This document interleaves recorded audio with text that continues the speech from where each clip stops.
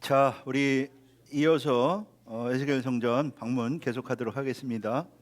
변함없이 눈으로 보고 귀로 들고 마음으로 생각해라. 그리고 이스라엘 백성들에게 고해라. 그렇게 하나님께서 에스겔에게 말씀하셨는데 우리가 이제 그런 마음으로 들으면은요, 눈으로 보고 그 다음에 귀로 들으면서 또 마음으로 생각하고, 그리고 내가 또 전해야 되겠다 그런 마음으로 들을 때 확실하게 이제 깨닫게 되고, 에스겔이 그 에스겔 성전에 대해서 깨달았을까요? 못 깨달았을까요? 깨달았겠죠, 그죠? 깨달았으면은 뭐 이렇게 분명하게 우리에게 전해지기 힘들죠. 본인이 계시 받았을 뿐만 아니라 에스겔도 이제 분명하게 깨닫고 그것을 이스라엘 백성들에게 선포했을 것입니다. 자, 그런 마음으로 우리 이제 방문을 계속하도록 하겠습니다. 이제 13번째 방문하도록 하겠어요. 자, 13번째 방문은요, 우리가 이제 아까 12번째 성소와 지성소, 하나님이 계신 지성소까지 갔는데 이제 지성소서부터 이제 동양안 바깥문에서 이제 성소에서 물이 나오는 광경까지 이제 우리가 같이 또 믿음으로 방문하도록 하겠습니다. 이번에는요, 성소와 지성소를 보여준 다음에 어디로 가느냐면은 전 3면에 있는 골방을 보여줍니다. 전 3면에 있는 골방을 보여준다. 자, 그 다음에 이제 에스겔 41장 5절에 보면 전의 벽을 청량하니 두께가 6척이라 두께를 말하면서요, 전 3면에 이제 골방이 있다 이렇게 말씀을 하고 있죠. 그리고 3면 주위에 이렇게 뜰이 있다, 이렇게 뜰이 있다 이렇게 말씀하고 있어요. 자, 요게 이제 그 전 3면에 둘러 있는 골방, 골방을 가리키는 것이고요. 물론 이 골방은 제사장들만 들어가게 돼 있는 것이죠. 그리고 이 골방 3면에 둘려 있는 뜰에 대하여 말씀을 하고 있다라고 하는 것이고요. 자, 먼저 전의 내벽을 말씀하고 있다. 전의 내벽은요, 요게 전의 벽을 청량하니 두께가 6척이라 여기를 가리키는 것이에요. 요거 전의 내벽을. 그리고 이제 여기에 둘려 있는 게 요게 이제 골방이죠. 요거 여기 전부 다 골방인데, 먼저 전의 내벽. 자, 우리가 아까 도착한 곳은 지성소까지 도착을 했는데 이번에는 골방으로 데려가서요, 골방이 이제 어떠한 구조로 돼 있는가 라고 하는 것을 보여주고 있죠. 골방 굉장히 중요한 것이 이제 골방이죠. 제사장들이 거기서 이제 기도하고 하나님 섬기는 그런 사역을 감당하는 곳이 바로 골방인. 자, 골방이 이제 두께가 6척이다 이렇게 말씀하고 있고요. 그리고 3면에 이제 골방이 둘러 있다. 전 3면에 이렇게 골방이 쭉 둘러 있다. 이렇게 말씀하고 있죠. 성전 본체 전체를 중심으로 3면에 골방이 있음을 말씀하고 있고요. 그 다음에 골방의 크기를 말씀하고 있다. 전의 벽을 두께가 6척이고 골방이 있는데 광이 4척이다. 이 광은 바로 이 골방의 이 넓이를 가리키는 것입니다. 골방의 넓이, 골방의 크기. 그러니까 이제 위로 올라갈수록 넓어지는데 맨 아래층에 있는 골방의 크기가 광이 4척이다. 넓이가 4척이다. 이렇게 말씀하고 있고요. 자, 골방은 이 젤라라는 뜻입니다. 젤라. 이 젤라라고 하는 말은 옆구리라는 뜻이죠. 갈빗대 혹은 옆구리, 또 측면이라고 하는 그런 뜻이 있다. 그러니까 성전 주위에 이렇게 우리 몸에 갈빗대가 있는 것처럼 성전 주위에 골방이 쭉 둘러져 있다라고 이렇게 말씀하고 있죠. 둘러져 있는 모습이고요. 자, 그리고 골방은 이제 3층으로 돼 있다. 자, 골방이 여기 맨 아래층이 있고요. 그리고 중층이 있고 그 다음에 3층이 있고 이렇게 3층이다. 그래서 41장 8절에 보니까 골방은 3층인데 골방 위에 골방이 있는 것 같은 구조로 되어 있다. 이렇게 말씀하고 있죠. 그리고 골방은 벽에 의지하였다. 이 벽은 바로 여기 저 안쪽 벽, 뭐 외벽, 여기 이 벽에 의지하여 이것은 바로 우리의 신앙을 보여주는 표현이라고 할 수가 있죠. 그리고 이 벽이 이렇게 위로 갈수록 넓어지는데, 근데 여기가 이렇게 내전을 침범하지 않았다. 이렇게 말씀하고 있죠. 저게 만약에 침범하면 어떻게 되겠어요? 지성소가 완전히 뚫려버리는 것이고 하나님의 거룩이 뭐 무너지는 것이고 그런 있죠. 그런데 저기를 뚫어버리는 일이 좀 종종 발생하는 것 같아요.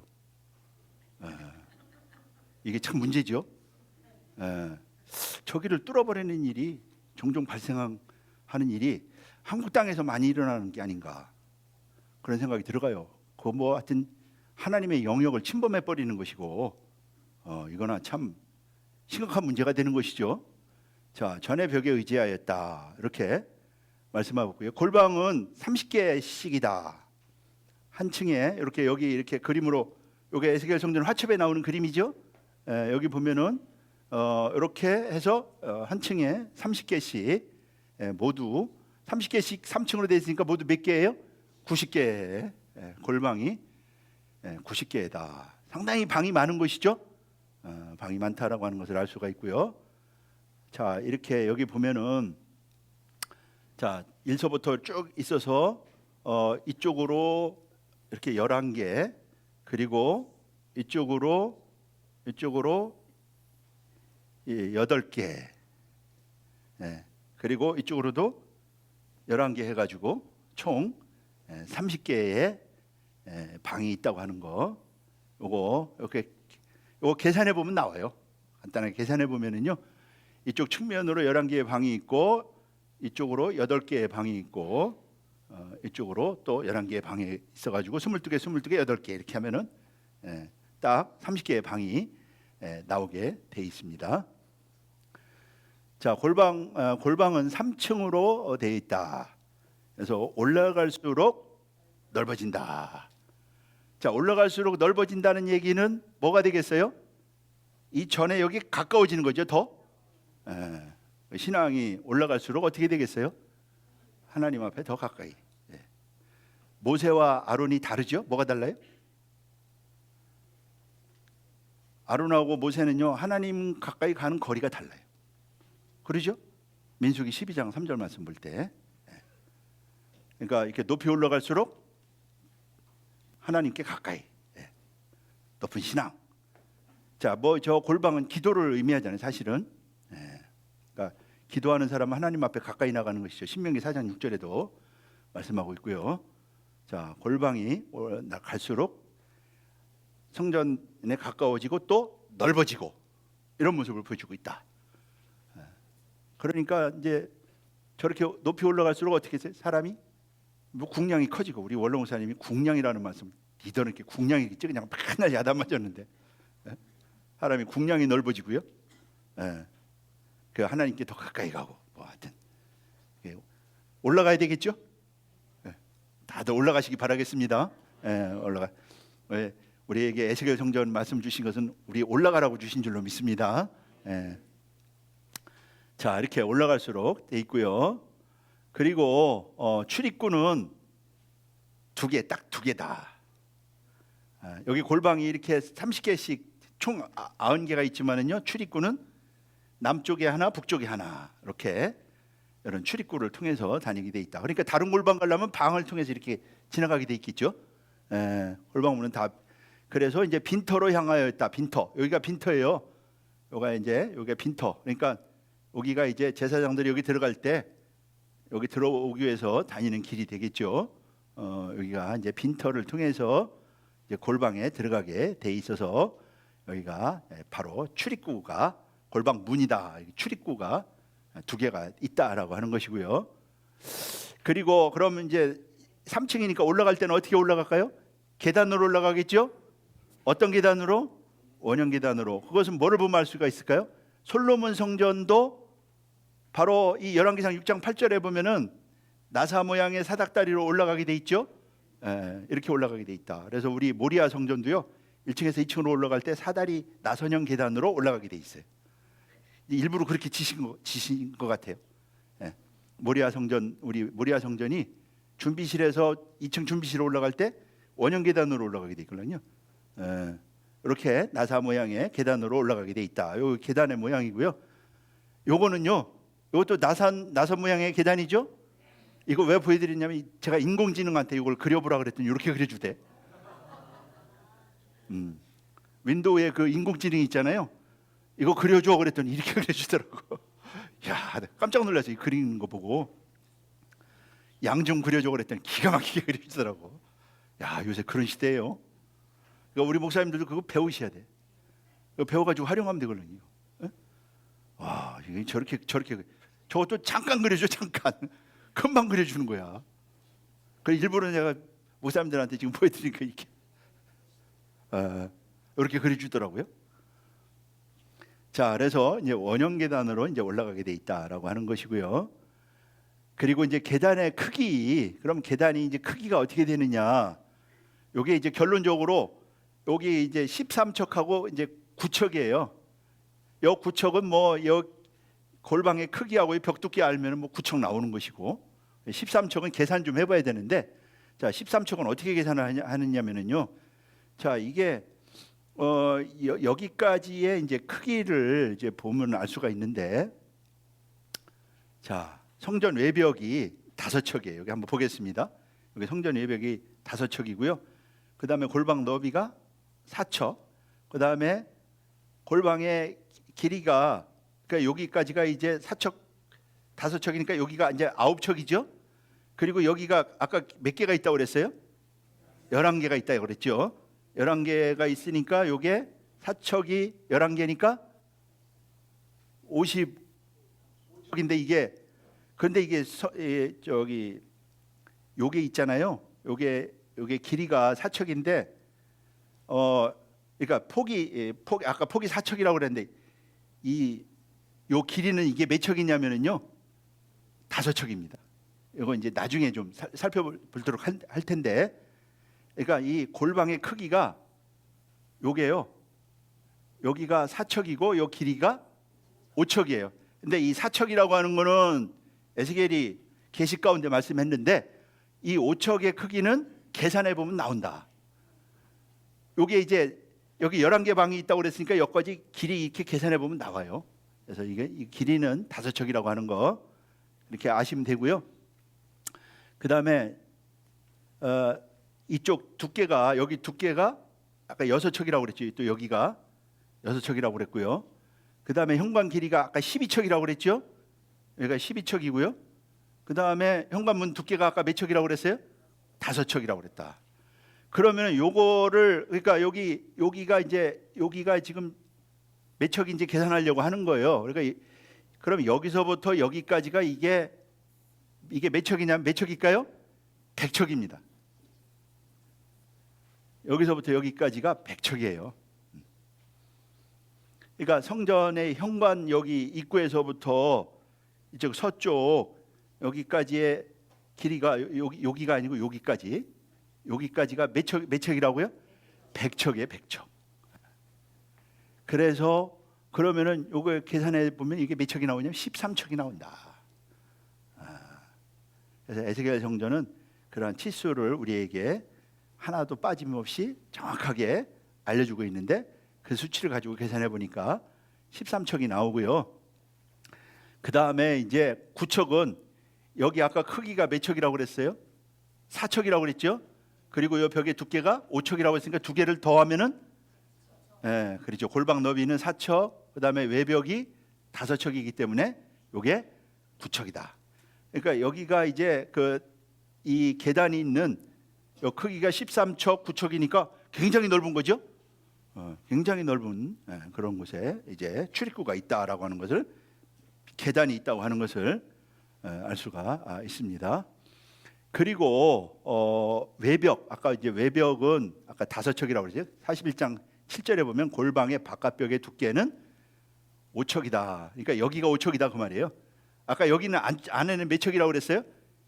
6척. 그리고 골방의 크기는 4척. 그리고 외벽이 5척이라고 했으니까 아까 출입문의 크기가 9척이다 그 말씀이고요.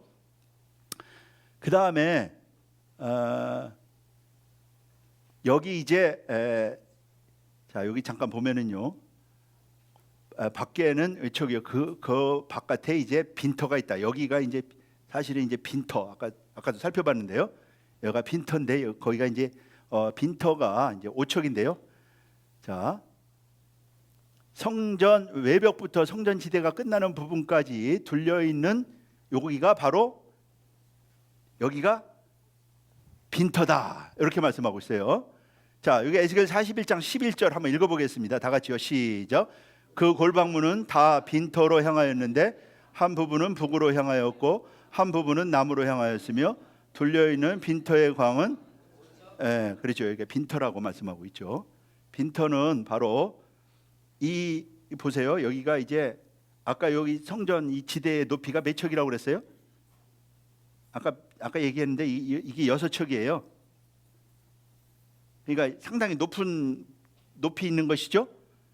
그래서 여기 출입하려면은요 여기 빈터가 있어야 된다. 그래서 빈터가 5척이다라고 하는 거 살펴봤어요. 그래서 여기가 바로 빈터다 이 말이죠. 여기가 자, 이게 다 바로 빈터입니다. 여기 빈터. 그래서 호숫사 시리즈에 읽어보면은 그러니까 이게 6척 위에 높은 부분에 있기 때문에 여기 뭐가 있을 것이다? 난간을 만들어놨을 것이다. 책에 보면은요 난간을 만들어놨을 것이다. 난간이 없으면 어떻게 되겠어요? 제사장 떨어지겠죠.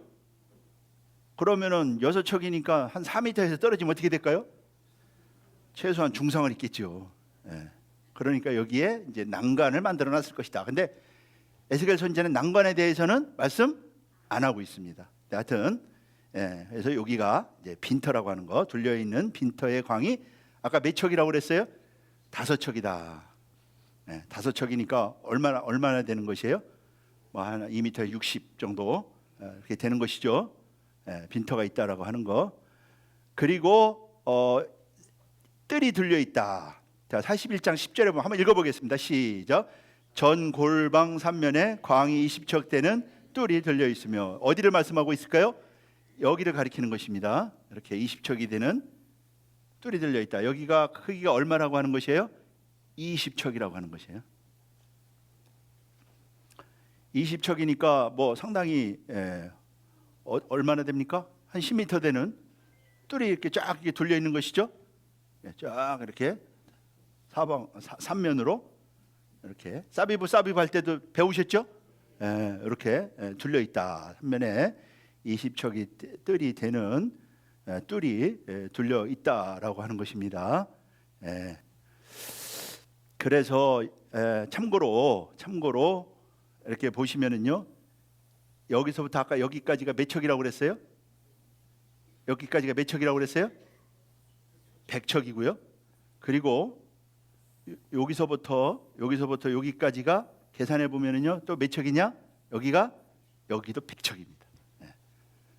그래서 이 에스겔 성전은요 여기 안뜰도 100척, 여기 성전이 있는 곳도 100척, 이 서편 여기도 100척 이런 구조로 돼 있다.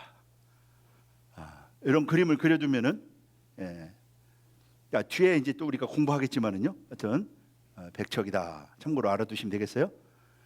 자, 이 골방은 뭐를 의미한다? 기도. 그러니까 제사장들이 뭐 하는 곳이다? 기도하는 곳이다.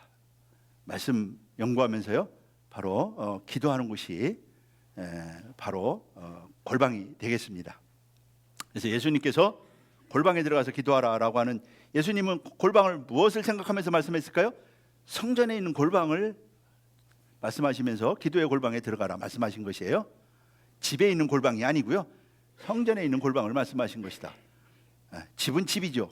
아버지 집이니까 예수님도 아버지 집에 있는 골방을 말씀하고 있는 것이다. 근데 골방은 올라갈수록 넓어져야 된다. 그렇죠. 성전과 가까워지죠. 그래서 우리의 신앙도 넓어져야 된다. 이제 궁량이 넓어야 된다. 이제 그런 표현을 하셨는데 하나님의 형상을 입은 하나님의 아들들은 궁량이 넓어야 되죠. 이렇게 넓어야 된다. 그리고 하나님과 가까워져야 된다라고 하는 것을 말씀하고 있고요. 그 다음에 이제 14번째 방문한 곳이 서편 뜰 뒤의 건물입니다. 자, 서편 뜰 뒤의 건물은 바로 여기 이 건물을 말씀하고 있는 것이죠. 서편 뜰 뒤의 건물. 자, 서편 건물은요, 장이 90척, 광이 70척 이렇게 말씀하고 있죠. 서편 뜰 뒤의 건물은 광이 70척, 여기 70척. 그 다음에 장이 90척, 이것은요, 장이 90척 그런 말씀이고요. 그 다음에 두께가 5척이다라고 하는 것은 이 사면 벽의 두께가 다 5척이다 그 말씀이에요. 그러니까 여기가 90척이니까 여기 길이가 여기서부터 여기 길이가 몇 척이 되는 것이에요? 100척이 되는 것이고요. 그리고 여기가 70척이고 5척 5척이니까 여기까지가 몇 척이 되는 것이고요? 80척이 되는 것이죠. 맞죠? 그래서 이쪽 여기까지 뜰까지 포함하면 몇 척? 100척이 되는 것이다. 그렇게 해서 안뜰 100척, 성전 100척, 서편 뜰 100척 이렇게 돼 있다. 자, 그리고요, 이 서편 뜰 뒤 건물은 자, 제일 처음에 방문한 곳이 담이라고 그랬죠?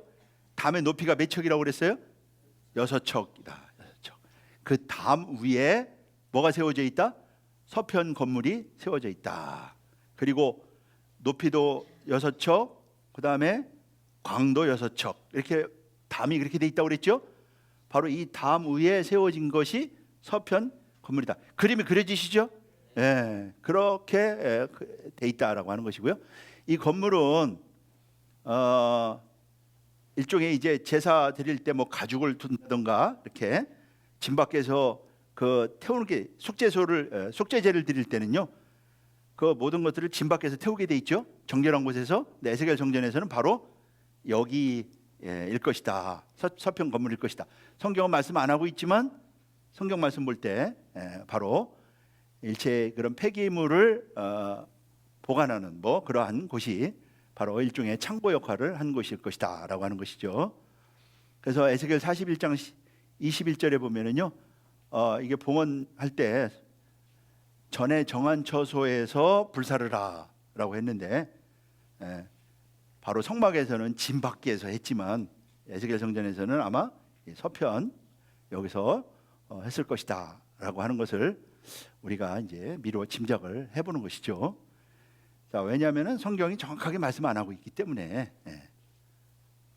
그 다음에 이제 15번째는 다시 성전 내부로 들어갑니다. 서편 건물을 보여준 다음에 다시 이제 성전 내부로 들어갑니다. 그룹과 종려나무가 새겨진 성전 내부로 들어갑니다. 자, 여기가 이제 성전 내부죠. 아까는 자, 성소와 지성소를 보일 때는 크기만 보여줬죠. 근데 이번에 다시 들어와서 어디를 보여줍니까? 벽을 보여준다. 성전 내부를 보여준다. 성전 내부를 보니까 뭐가 새겨져 있다? 그룹과 종려나무가 새겨져 있는 그런 나무로 입혀져 있더라. 그룹과 종려나무들을 새겼으니 성전벽이 다 그러하더라. 그래서 여기는요, 널판으로 가리웠다. 널판은 나무 널판을 가리키는 것이죠. 자, 문통 한편에서 땅에서부터 창까지 전부 다 널판으로 가려졌는데, 널판에는요 그룹과 이제 종려나무가 새겨졌더라. 이게 널판을 확대한 그림인데, 요게 이제 종려나무 그림이고요. 그 다음에 요게 이제 그룹이죠.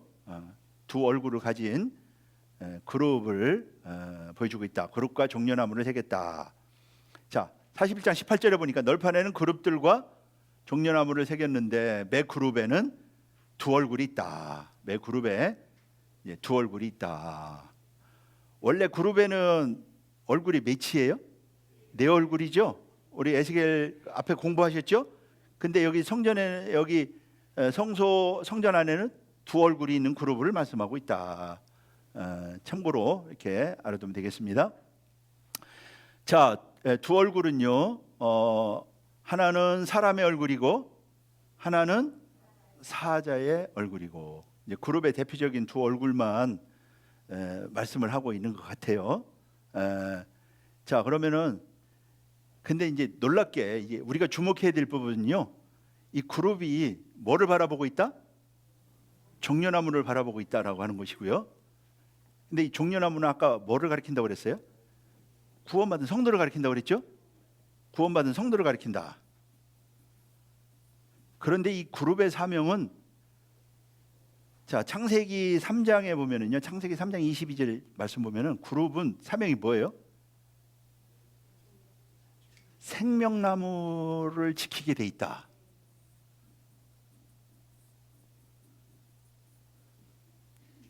그룹은요, 생명나무를 지키게 돼 있어요. 그리고 이제 성막에 보면은 하나님 속죄소의 그룹이 있죠. 그래서 속죄소를 쳐다보고 있죠, 그룹이. 근데 여기 그룹은 지금 뭐를 쳐다보고 있어요?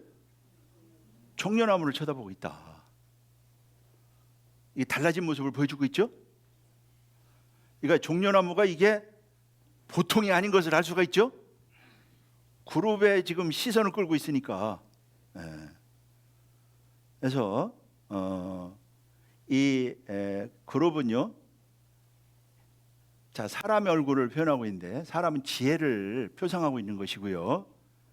사자는 짐승의 왕이죠. 힘과 용기를 표상하고 있다. 그러니까 이제 종려나무가 이제 어떤 존재인지를 이제 보여주고 있는 것이죠.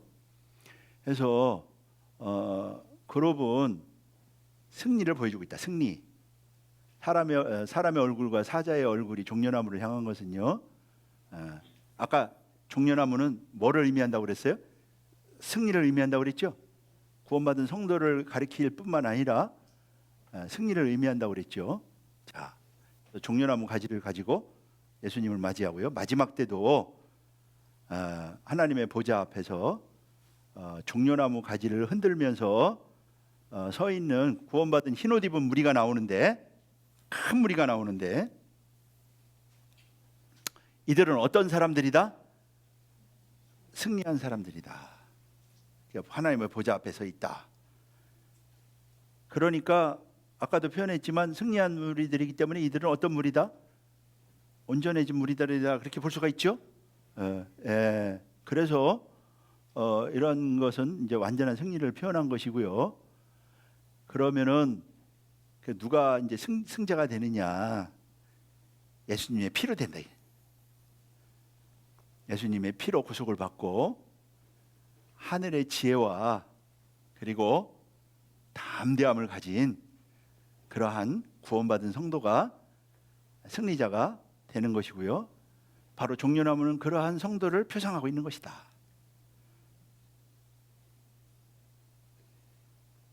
이해하셨죠? 네, 바로 저와 여러분들이 그러한 종려나무 자리에 들어가야 될 줄로 믿습니다. 그러한 종려나무는 바로 승리자들을 보여주고 있다. 큰 환난에서 나오는 자들인데 그 어린 양의 피에 그것을 씻어서 희게 하였다. 정결케 되었다. 거룩하게 되었다. 하나님 앞에 서 있으니까 거룩하게 된 무리들을 가리키는 것이죠. 바로 구원이 완성된, 구속이 완성된 한 열매가 된 바로 성도를 보여주고 있는 것이 바로 뭐다? 종려나무다. 종려나무가 그것을 보여주고 있다. 이 부분에 대해서는 또 앞으로 더 공부하시고요. 더 말씀을 더 우리가 깊이 좀 살펴봐야 될 필요가 있다고 생각합니다. 그래서 그것을 보여주고 있다. 그래서 바로 이 종려나무는 그 그룹과 새겨진 게 뭐로 돼 있어요? 나무로 새겨져 있죠? 돌에 새긴 게 아니에요. 나무로 새겨 있다. 나무는 바로 뭐를 가리킨다? 예수님이 십자가를 가리킨다. 그러니까 뭐로 이길 수 있다? 십자가로 이긴다. 십자가로 이긴다. 십자가의 피로 이긴다. 구속받은 성도만, 십자가의 피로 구속받은 성도만 에스겔 성전에 들어갈 수 있는 것을 보여주고 있는 것이죠. 피 묻은 성도만 들어간다. 피 묻은 성도가, 또 구체적으로 피로 승리한 자만 들어갈 수 있다. 그것을 보여주고 있는 것입니다. 그러니까 피로 승리한 자는 아까 어떤 사람들이다? 온전한 사람이다. 이제 온전하다고 하니까 굉장히 어떤 목사님 부담을 느낀다 이렇게 말씀을 하시는데, 그러나 아브라함도 믿을 때 의롭다 하고 99세에 하나님이 나타나셔서 너는 내 앞에 행하여 완전하라 말씀했죠. 그리고 마침내 아브라함이 완전하다고 창세기 22장에 말씀하시잖아요. 그러니까 우리는 부족하지만은요 은혜가 하실 줄로 믿습니다. 은혜가 해주신다. 사람의 노력에 의해서 되는 게 아니고요, 은혜가 한다고 하는 것을 우리는 꼭 기억하시면 좋겠어요. 자, 그리고 이 종려나무는요, 우리 원로 목사님께서 뭐를 강조했느냐, 여기 열매를 꼭 그려라, 이걸 강조하셨어요. 종려나무는 뭐가 특징이 있어요? 열매를 엄청 많이 맺히죠. 아까 우리 그림 봤죠? 종려나무는 여기에 열매를 꼭 그려라고 말씀을 했어요. 이것은 바로 열매가 돼야 된다. 여러분, 사과나무를 심은 뜻은 제목으로 쓰려고 심나요? 뭐 하기 위해서요? 사과를 거두기 위해서. 그리고 사과는 어떤 사과만 땁니까? 익은 사과만 떼죠. 그 익은 게 뭐예요? 그게 온전한 거예요.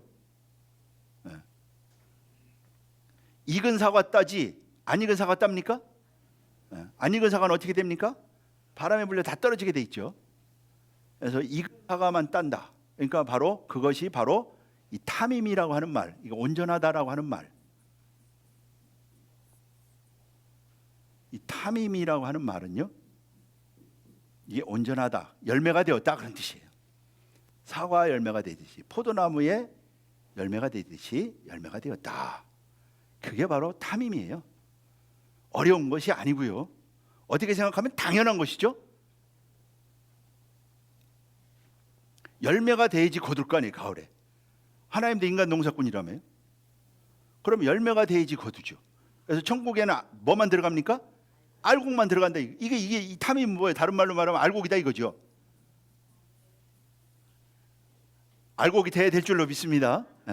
마지막에 이렇게 구속사 말씀을 주신 것은 우리를 알곡 만드시기 위해서 주셨다는 거 믿으시고 모두 다 알곡들 되시기를 주님의 이름으로 축복하겠습니다.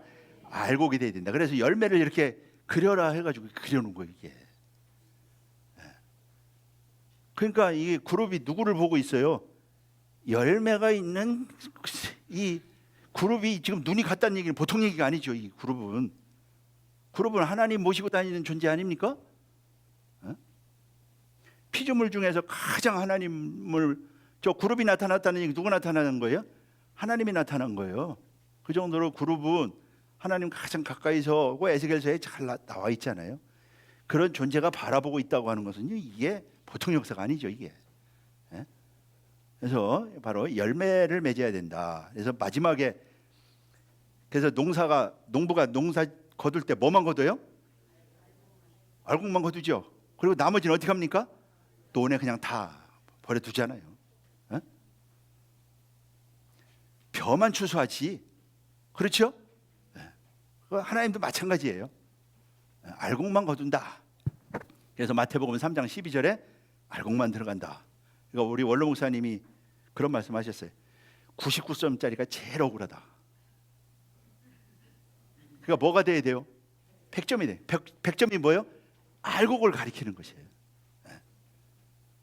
그게 어려운 걸 가리키는 것이 아니고, 당연히 이 사과를 심었으면 가을에 빨갛게 익어야지.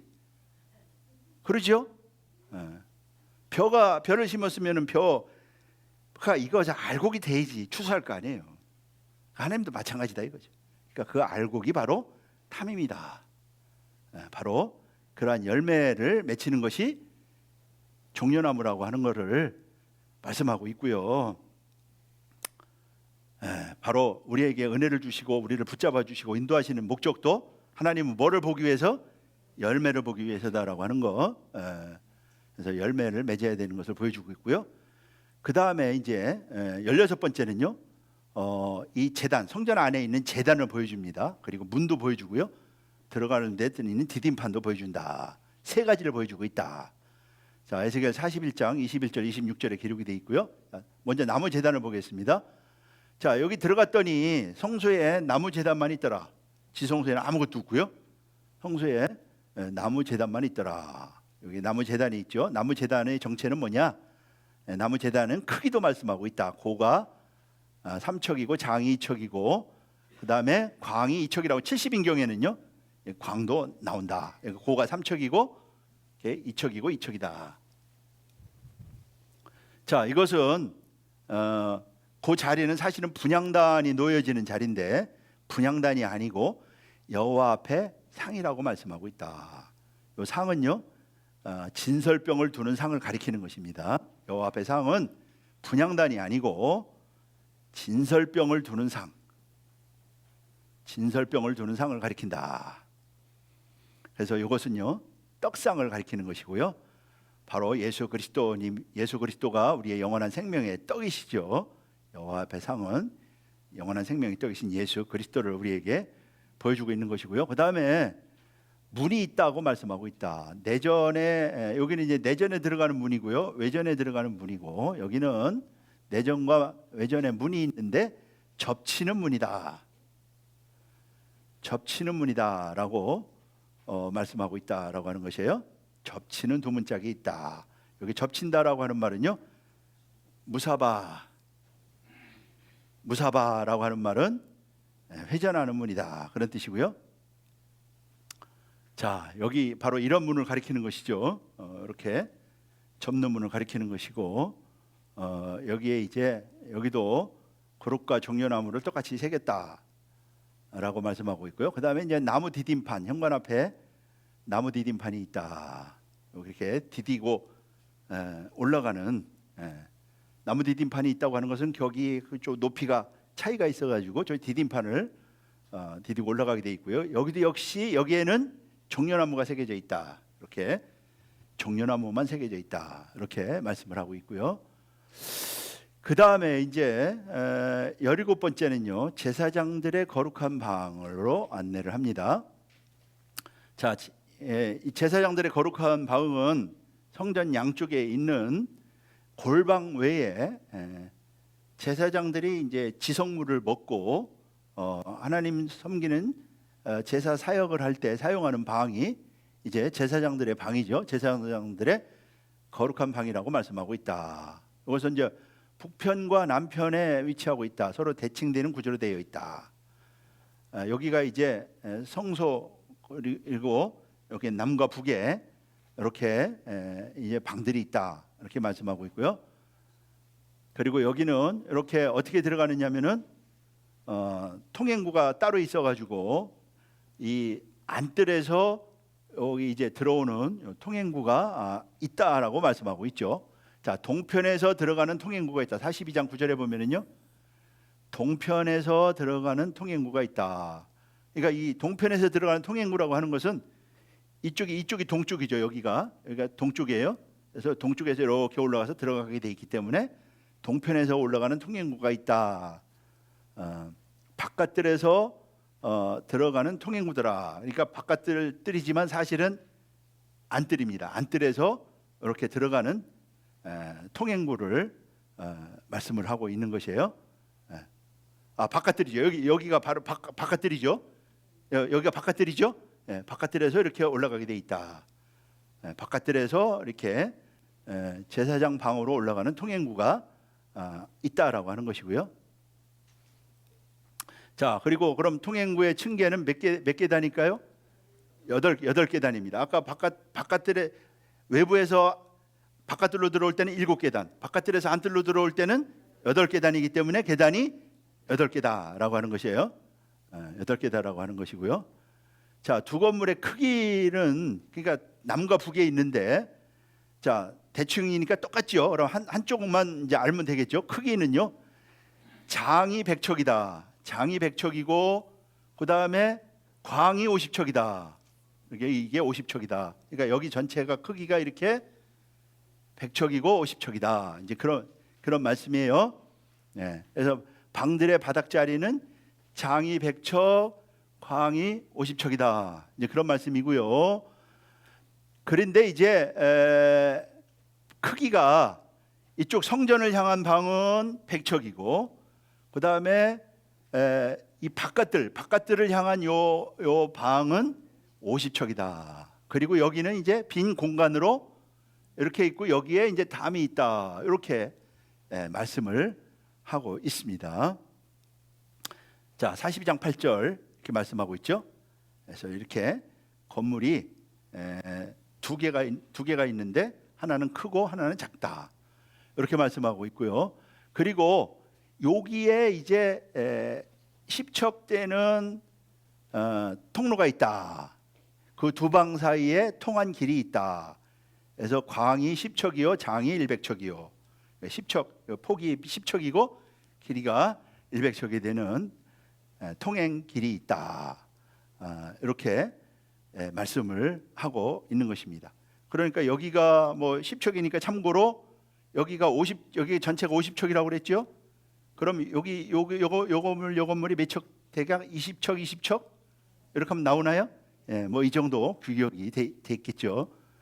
자, 문들의 방향은요. 문은 각기 이제 북쪽으로 향했다. 북편 객실의 문은 북쪽으로. 여기 이렇게 돼 있죠. 이게 북편 객실의 문은 북쪽으로, 남편 객실의 문은 남쪽으로 이렇게 돼 있어요. 자, 42장 8절에 보면은 그 문들은 북을 향하였고 북편 객실의 문들은 북을 향하였고, 그러니까 출입문이 다 북쪽으로 나 있다 그런 뜻이고요. 남쪽 거는 이제 북쪽과 같다 이렇게 말씀하고 있고요. 그 다음에 여기에 이제 텐마루가 있다. 이제 텐마루는 여기를 가리키는 것이죠. 이렇게 위로 올라가면서 이렇게 좁아지게 돼 있어가지고 텐마루가 돼 있다. 이 건물은 뭐 기둥이 없기 때문에 위로 올라가면서 좁아지는 구조로 돼 있다. 그래서 텐마루가 있다. 좁아지면서 텐마루가 있다. 텐마루가 서로 마주 보게 돼 있다. 이렇게 말씀하고 있죠. 마주 대하였고는 맞은편 방향을 바라보고 있다 그런 뜻이고요. 그래서 텐마루가 이제 기둥이 없기 때문에 위로 올라갈수록 좁아지는 그런 텐마루들이 있다라고 하는 것이에요. 자, 그래서 제 상층의 방은 좁아졌다. 이렇게 아예 정확하게 그런 모습을 말씀하고 있죠. 그래서 하층과 중층보다 더 좁아진다. 그래서 이게 텐마루가 있다. 이렇게 말씀하고 있고요. 그래서 요 좁아지는 모습은, 위로 올라갈수록 좁아지는 모습은 우리에게 좁은 길, 성전 들어갈 때도 좁은 길, 바로 여기도 좁은, 골방은 올라갈수록 넓은데 여기는 좁아지는 모습을 보여주고 있는 것은요, 좁은 길임을 보여주고 있다라고 하는 것을 있고요. 자, 이 방은 제사장들이 사용하는 방이고요. 제사장들이 지성물을 먹고 보관하는 방이다. 여기는 거룩한 방이라 이렇게 말씀하고 있죠. 그래서 제사장들이 지성물을 거기서 먹고, 지성물은 바깥들로 가져가면 됩니까? 안 됩니까? 돼요? 안 돼요? 안 됩니다. 지성물은요, 거룩한 장소에서만 먹게 돼 있어요. 어디에서 먹게 돼 있는 것이에요? 바로 여기서 먹게 돼 있다. 그래서 지성물을 가지고 밖으로 나가면 안 되고요. 심지어 제사장 옷도 입고 나가면 안 됩니다. 그래서 여기다 벗어놓게 돼 있다. 왜 안 되죠? 거룩하기 때문에. 만약에 그 바깥들 거기로 나가면 어떻게 돼요? 거룩이 훼손이 되는 것이고요. 그래서 하나님이 거룩함을 받게 돼 있기 때문에 거룩이 훼손되지 않도록 거룩을 지켜야 된다. 자, 그래서 여기는 지성물, 그 뭐 소재라든가 속죄제 이런 제물을요, 지성물이라고 표현하고 있는데, 이 지성물은 지성소를 가리키는 말입니다.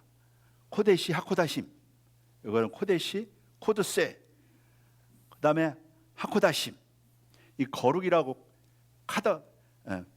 카도시라고 하는 이 말이 두 번 반복된 것이에요. 히브리어에서 이 코데시라고 하는 말이 이 반복이 되는 것은요, 최상급을 가리킨다. 히브리어에서는요, 이 반복은 최상급을 가리키는 표현이에요. 우리말로는 아름답다 그러면 어떻게 합니까? 매우 아름답다 뭐 이렇게 부사를 붙이죠. 근데 히브리어는 어떻게? 아름답고 아름답다 이런 표현을 쓴다 이거예요. 그러니까 그 단어가 반복된 것은 최상급을 가리키는 말이다. 히브리어 표현이에요. 그래서 코데시, 코드세, 하코다심. 그렇게 읽으시면 돼요. 코드쉐, 하코다심. 이것은요, 코데시라고 하는 말이 반복된 것이다. 이것은 지극히 거룩한 것이다. 그러니까 지성소만큼이나 거룩한 것이다. 지성물이. 그래서 제사장들은요, 지성물을 먹는 존재들이기 때문에, 제사장들이 지성물을 먹어야 되기 때문에 제사장들은 어떤 사람들이어야 되겠어요? 거룩해야 되죠. 제사장들은 거룩하지 않으면 지성물을 먹으면 됩니까? 안 됩니다. 만약에 지성물을 먹으면 어떻게 돼요? 이거는요, 백성 중에서 끊어진다, 이렇게 말씀할 정도로 하나님의 거룩이 훼손돼서는 안 된다. 그래서 생명보다 귀한 게 바로 뭐냐? 거룩이다. 나답과 아비후가 하나님의 거룩을 훼손하는 바람에 죽었죠. 레위기 10장에 보면은요, 그만큼 생명보다 귀한 게 거룩이다. 그래서 생명보다 귀한 게 거룩이다.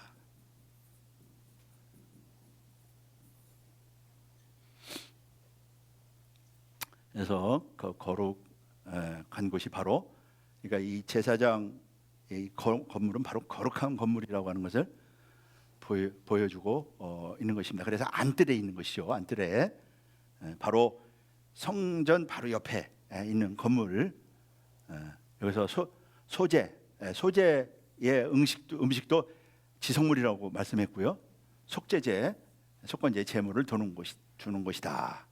에스겔 42장 3절, 지성물을 거기 두어라. 그리고 이제 제사장들이 이제 먹게 돼 있는 것이죠. 그리고 옷도 거기다 보관하게 돼 있다. 옷 입고 나가면 안 되게 돼 있다. 제사장 의복은 거룩한 옷.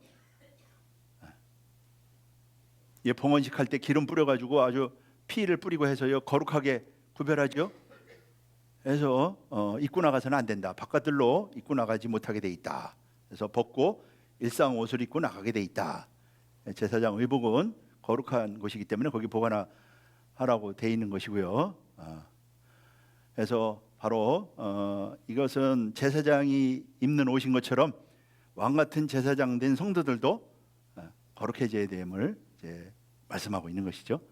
그 다음에 외곽 사면 다음에 이제로 갑니다. 이게 외곽 사면 담이죠. 자, 여기 이제 에스겔 42장 16절서부터 20절까지 있는데, 그 장대로 그 동편을 가서 청량하니까 500척이다 이렇게 돼 있는데, 원어는요, 척은 아까 뭐라고 그랬어요? 안마라고 그랬죠.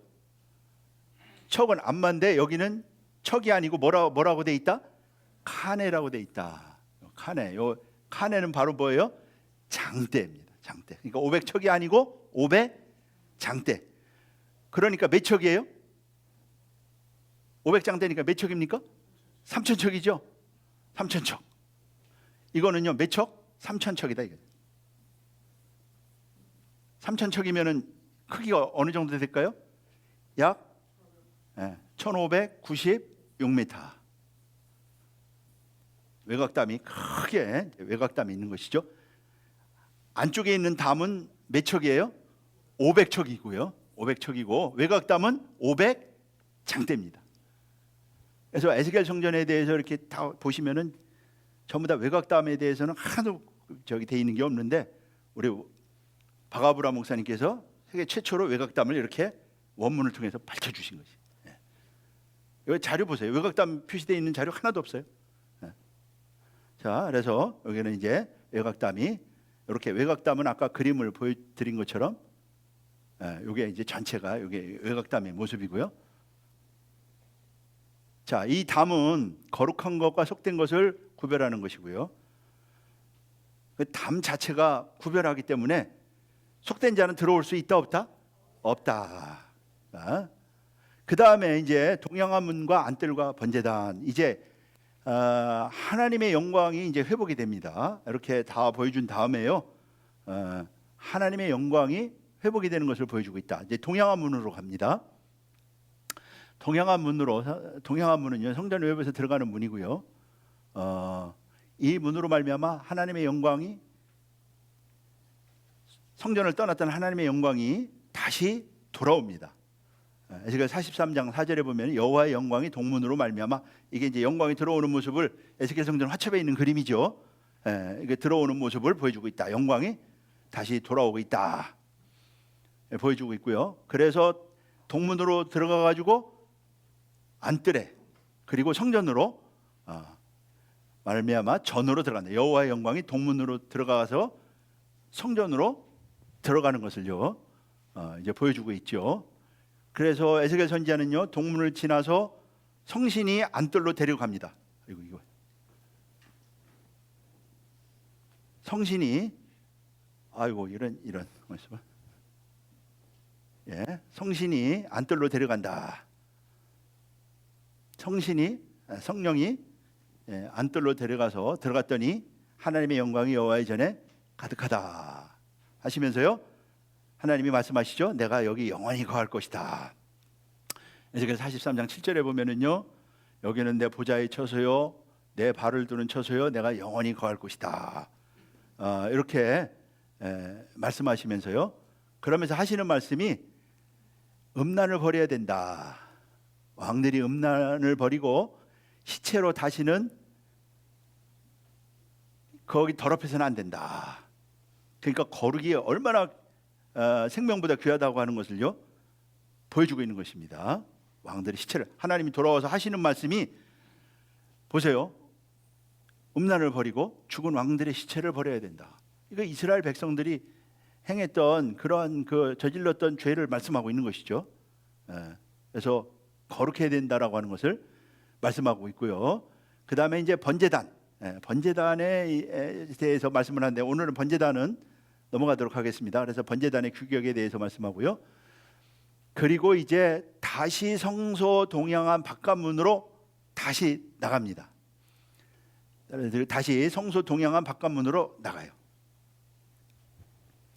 그러면서요 성소 동양한 문으로 나가서 뭐라고 그러느냐 문을 닫아요. 성소 동양한 바깥문을요 문이 닫혀요. 다시 돌아와 보니까 하나님의 영광이 안 들어갔죠. 그 다음에 문이 닫혀버렸어요. 그러면서 하나님이 문을 다시 열지 말라. 이 문은 닫고 다시 열지 말라. 이렇게 말씀을 하십니다. 그래서 다시는 열어서는 안 된다. 문을 닫고 아무도 이리로 이제 다니면 안 된다. 하나님이 들어왔기 때문에 다시는 열지 말라. 이 로라고 하는 로는요 강한 부정을 가리키는 말이죠. 그래서 열다 파타흐와 비완료형이 사용돼서 영원히 열지 말라. 계속 확실하게 닫아두어라. 그런 말씀이 되는 것입니다.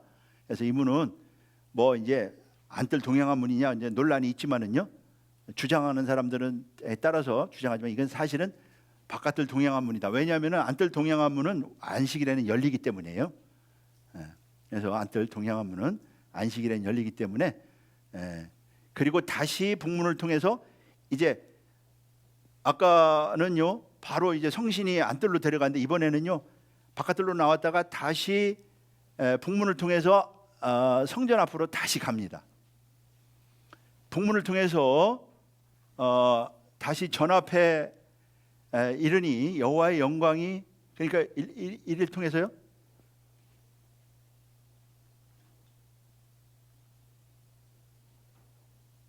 자, 여기서 다시 이렇게 북문을 통해서 다시 안뜰에 들어갑니다. 안뜰에 들어가니 여호와의 영광이 하나님의 전에 가득했다. 이렇게 말씀하고 있고요. 이때 하나님께서 말씀하십니다. 하나님께서 뭐라고 말씀하시느냐? 이스라엘 족속아 너희 모든 가증한 일이 족하다. 이렇게 말씀하시면서 다시는 이방인이 성전에 들어오지 않도록 해라. 이방인은 어떤 사람들을 가리켜요? 거룩하지 못한 자들을 가리키는 것이죠. 거룩하지 못한 자들이 들어와서는 안 된다. 거기는요 구별된 자들, 거룩한 자들, 성별된 자들만 들어와야 된다 라고 말씀하고 있는 것이죠. 이방인이 다시 들어와서는 안 된다. 몸과 마음에 할례 받지 못한 이방인들이 성소에 다시 들어와서는 안 된다 라는 말씀인데, 이거는 역으로 생각하면은요, 이방인들이 거룩하게 대해서 하나님 앞에 나오게 될 것을 다시 사실은 말씀하고 있는 내용이죠. 예. 그래서 이방인이 다시는 들어오지 못하게 된다. 이것은요, 많은 이방인들이 세례를 받고 구원 받아서 하나님 앞에 나오게 될 것임을 사실은 말씀하고 있는 내용이다라고 하는 것이고요. 그 다음에 이제 제사장들이 규례에 대해서 또 말씀하고 있고요. 그래서 또 사독 계열의 제사장들, 이제 에스겔 성전에서는 사독 계열만 제사장 사역을 할 수 있도록 하나님 말씀하시는데, 그들이 지켜야 될 규례도 말씀하고 있다. 그래서 에스겔 성전은요, 하나님의 영광이 회복이 되고 번제단을 봉헌하고요, 그 다음에 제사장들이 지켜야 될 규례에 대해서 말씀을 하고 있다. 그래서 에스겔 성전은 우리가 이제 청사진이라고만 생각하는데, 하나님의 말씀을 지켜 행하라 라고 하는 것을 강조하고 있다.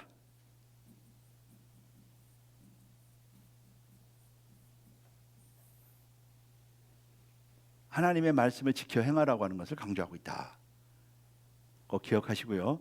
그래서 제사장들이 지켜야 될 규례에 대해서 말씀하고 있고, 그 다음에 이제 땅의 분배에 대해서 말씀하면서요, 이 땅 중에 거룩한 땅에 이제 성전, 에스겔 성전을 거기에 있게 해라, 이제 이 말씀을 이제 하시죠. 땅의 분배에 대해서 말씀하고 있고요. 그 다음에가 이제 제사장들을 위한 부엌입니다. 제사장들을 위한 부엌. 자, 제사장들을 위한 부엌은 바로 여기 양쪽에 서평 건물 양쪽에 있는 건물이고요. 제사장들이 희생 제물을 삼거나 굽는 처소고요. 그 다음에 이제 백성의 제물을 삼는 부엌에 대해서 말씀하고 있다.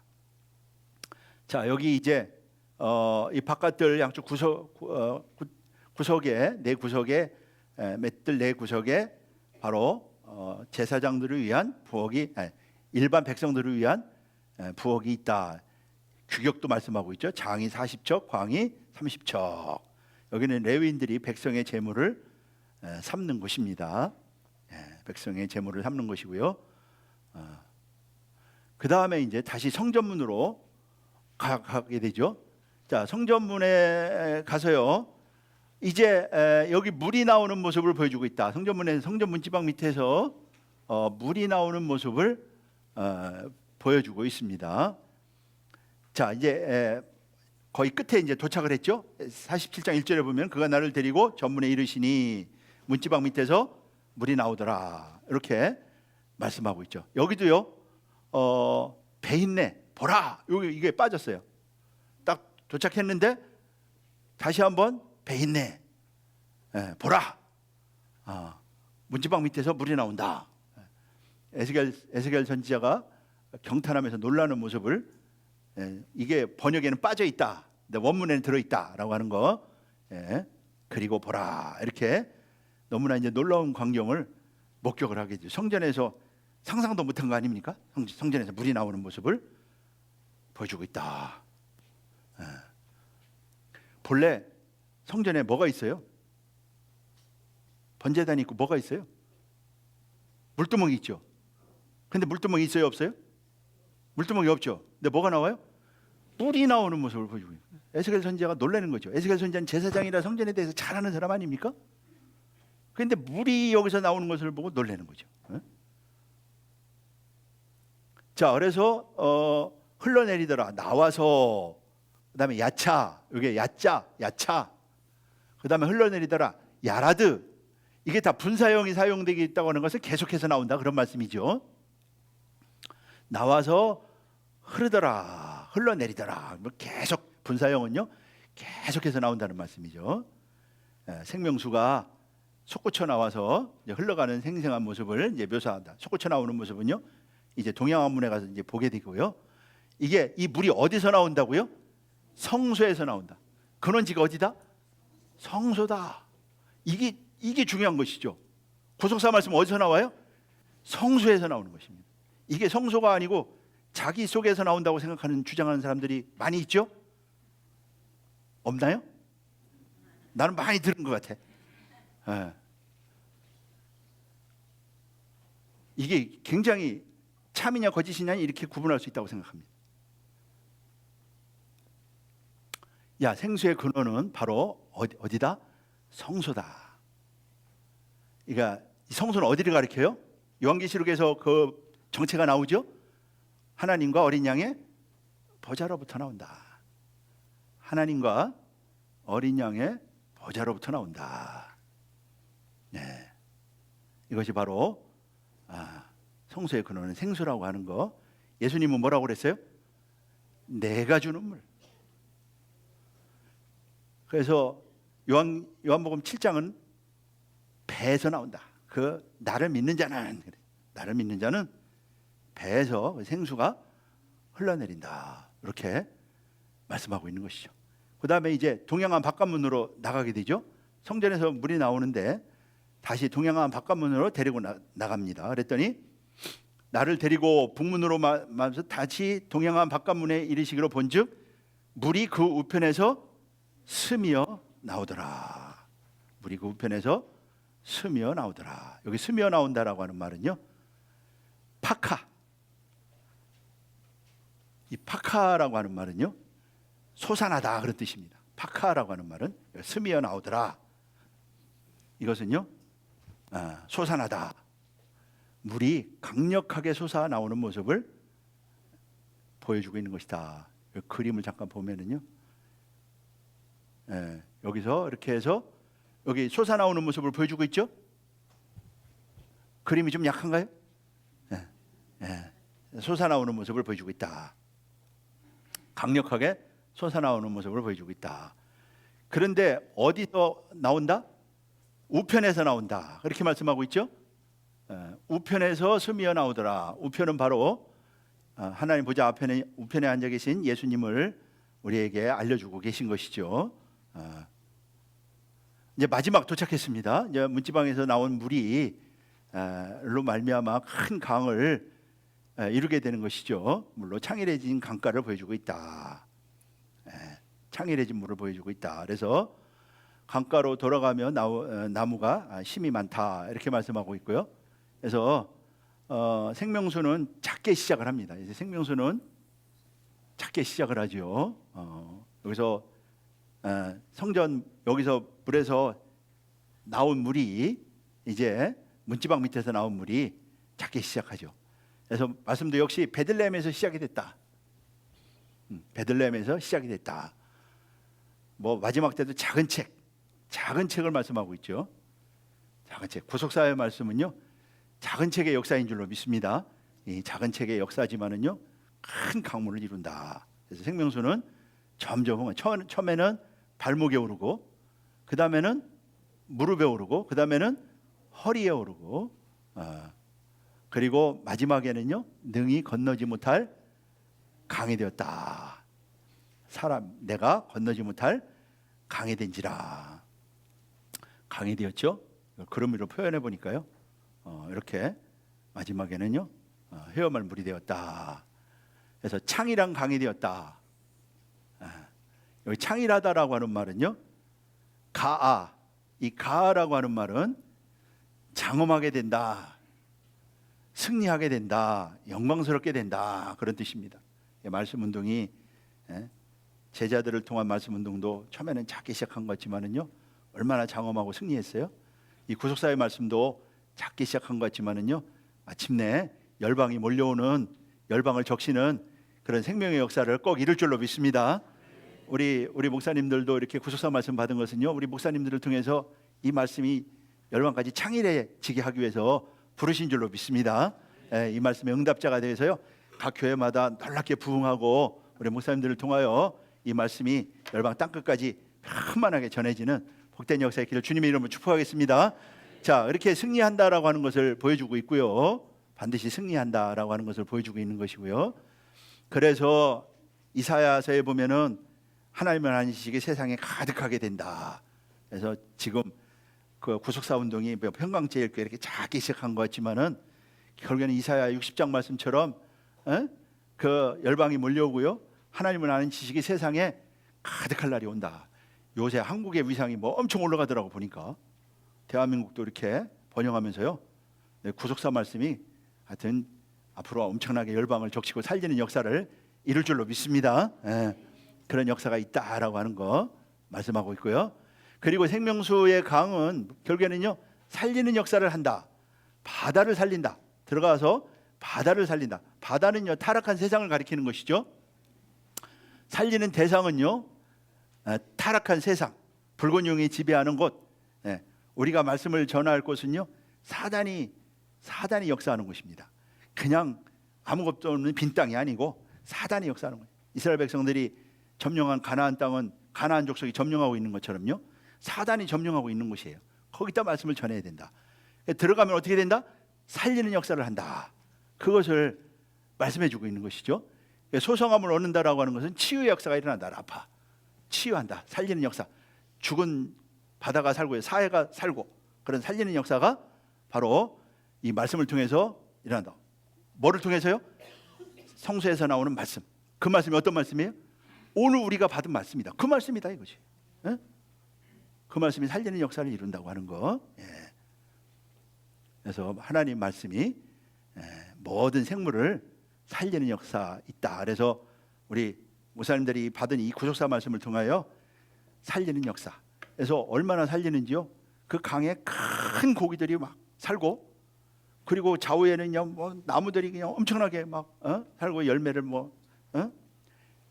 12가지 열매를 맺히게 된다. 이렇게 말씀을 하고 있는데요. 바로 그런 역사가 이 말씀을 통해서 있다고 하는 거 믿으시고 확신을 가지시고 이 말씀을 통해서 에스겔 정전에 다 들어갈 뿐만 아니라 이 말씀을 통해 살리는 역사를 감당하는 복된 우리 모든 우리 목사님들 다 되시기를 주님의 이름으로 축복하겠습니다. 기도하겠습니다.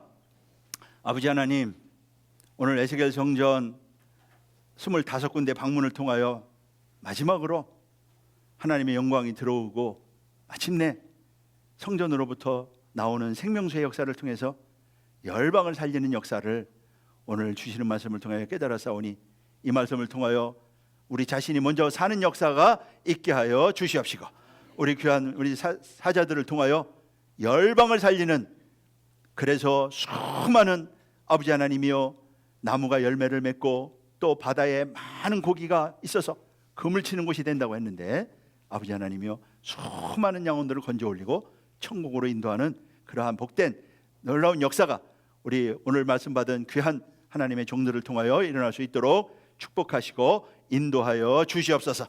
우리 이 아카데미를 통하여 남은 기간도 더욱 큰 은혜가 함께해서 큰 복을 받는 귀한 역사가 있을 줄로 믿고 우리 주 예수 그리스도의 이름으로 감사하며 기도하옵나이다. 아멘. 감사 영광 드리겠습니다.